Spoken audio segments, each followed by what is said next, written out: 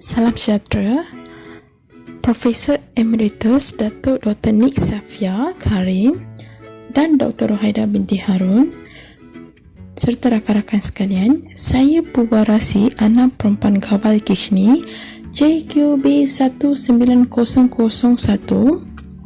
hari ini akan membentangkan berkaitan dengan tata bahasa Dewan. Okey, marilah kita melihat kepada pengenalan. Tata bahasa Dewan merupakan terbitan Dewan Bahasa dan Pustaka, badan perancangan bahasa dengan persetujuan sebahagian besar ahli-ahli bahasa setempat. Oleh itu, telah menetapkan jumlah dan istilah bagi golongan kata dalam bahasa Melayu. Tata bahasa Dewan telah diperlakukan oleh Kementerian Pendidikan Malaysia sebagai buku rujukan rasmi di semua sekolah kerajaan Malaysia. Pengenalan iaitu lebih kepada bahan kajian tersebut, bahan buku.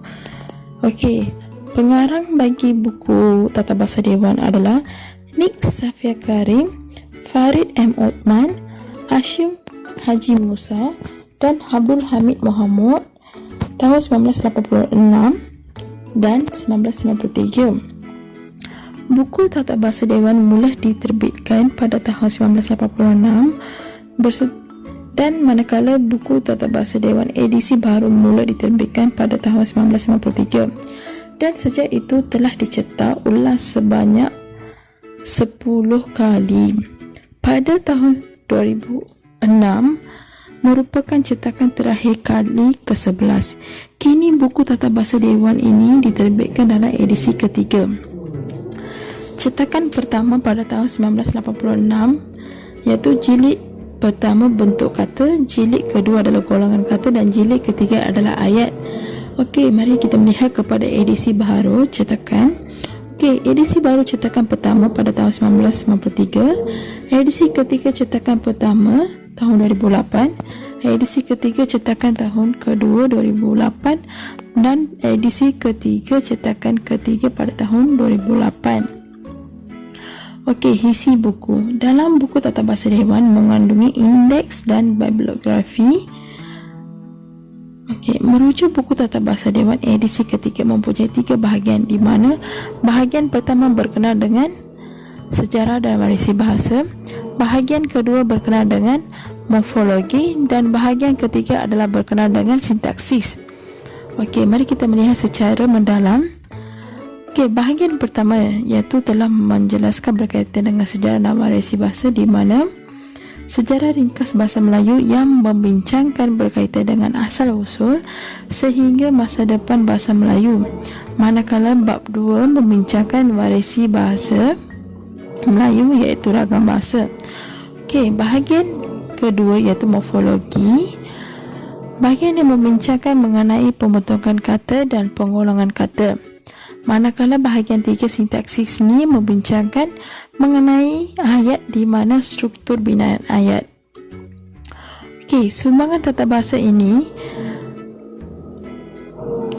Dewan ini iaitu menyelesaikan beberapa persoalan yang sebelum ini menjadi perdebatan antara masyarakat Malaysia. Golongan kata sebelum ini tidak jelas.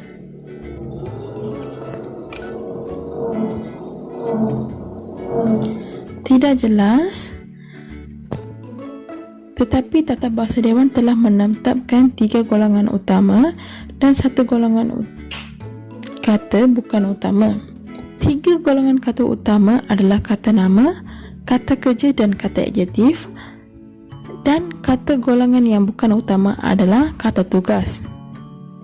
Manakala dari segi pembentukan kata, Tata Bahasa Dewan telah menetapkan 4 bentuk kata, iaitu kata tunggal, kata terbitan, kata ganda dan kata majmuk. Seterusnya, Tata Bahasa Dewan telah menggolongkan kata adverba dalam kata tugas. Sebaliknya, juga telah muncul dengan persoalan dari segi ayat, iaitu pola ayat dasar. Oleh itu Tata Bahasa Dewan telah menetapkan 4 bentuk pola ayat dasar, iaitu frasa nama dengan frasa nama dengan frasa kerja, frasa nama dengan frasa adjektif dan frasa nama dengan frasa sendi nama. Tidak juga ketinggalan bagi ejaan dan bentuk kata majmuk, dan Tata Bahasa Dewan telah menetapkan semua kata kerja kecuali 15 kata kerja dieja terpisah.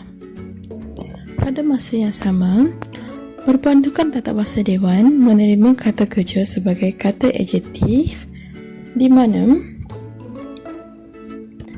ia mempunyai fungsi tersendiri. Hanya bentuk ayat majmuk di mana terdiri daripada 3 jenis, iaitu ayat majmuk gabungan, ayat majmuk pancangan dan ayat majmuk campuran. Kelebihan buku Tata Bahasa Dewan. Buku Tata Bahasa Dewan merupakan buku yang menerangkan tata bahasa Melayu, dan buku Tata Bahasa Dewan ini juga menjadi pegangan atau panduan kepada pelajar, para pendidik dan penyelidik tata bahasa.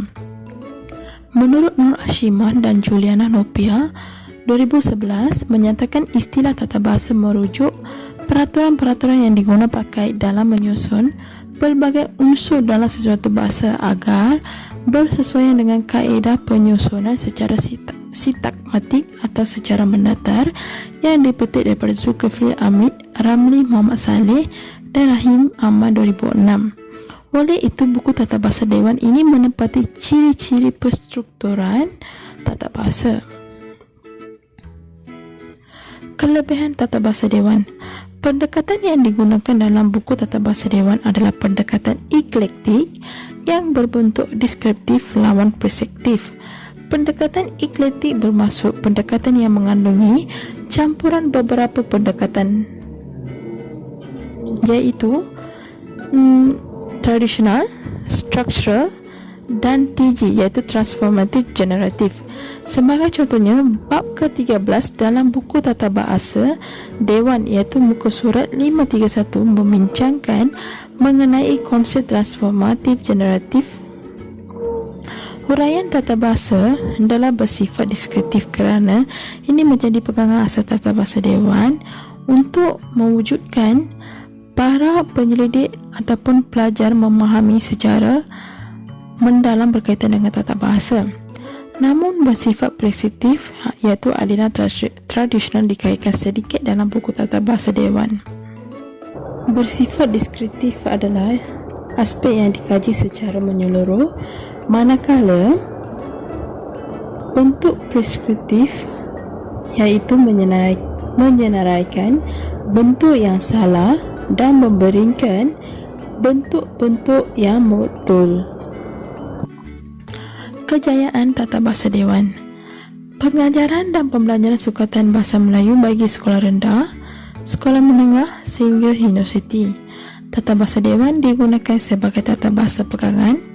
Ini bermaksud tata bahasa Dewan yang dipilih oleh pihak wajib bagi menentukan dan dijadikan pedoman umum. Buku Tata Bahasa Dewan ini memudahkan seseorang menguasai buku tata bahasa dengan rapi. Tata Bahasa Dewan mengandungi huraian, rumus-rumus tata bahasa disertakan dengan contoh-contoh. Tata Bahasa Dewan ini memahami istilah-istilah dan konsep tata bahasa. Tujuan buku ini disusun mengikut peringkat peperiksaan adalah supaya para pendidik dapat memilih bahan-bahan pengajaran yang sesuai. Malahan, buku Tata Bahasa Dewan ini juga memberi manfaat kepada pengubal soalan. Hal ini demikian kerana buku Tata Bahasa Dewan ini menjamin mutu tinggi soalan peperiksaan dan faedah yang serupa akan boleh peroleh oleh pengubal soalan. Pemeriksa kertas jawapan juga dapat memberi markah setimpal berpadanan dengan soalan dan jawapan oleh pelajar. Hal ini demikian kerana soalan ni perpandukan yang tata bahasa ni terjamin untuk menyediakan skrip jawapan yang berkualiti. Penulis buku bahasa Melayu juga boleh menjadikan Tata Bahasa Dewan sebagai rujukan ilmiah untuk uraian yang padu. Okey, merujuk kepada kesimpulan, Tata Bahasa Dewan ini merupakan satu buku yang baik untuk menjadikan sebagai rujukan ilmiah. Malahan buku ini juga akan membantu seseorang untuk mematuhi hukum tata bahasa ketika pertuturan maupun penulisan. Buku Tata Bahasa Dewan ini telah menyediakan satu bahan yang berkualiti dan huraian yang padu dari segi morfologi dan sintaksis supaya orang yang teringin untuk mempelajari bahasa Melayu secara mendalam, mereka dapat menguasai dengan baik dan mengelakkan berlakunya kesalahan tata bahasa yang kerap. Pada masa yang sama, dalam buku Tata Bahasa Dewan ini juga telah boleh dijadikan cara pengaplikasikan transformatif generatif iaitu TG, iaitu teori maupun pendekatan yang telah digunakan boleh diambil khusus, boleh diambil sebagai satu pandangan yang lebih mendalam untuk penulisan yang akan datang. Sekian, terima kasih daripada saya.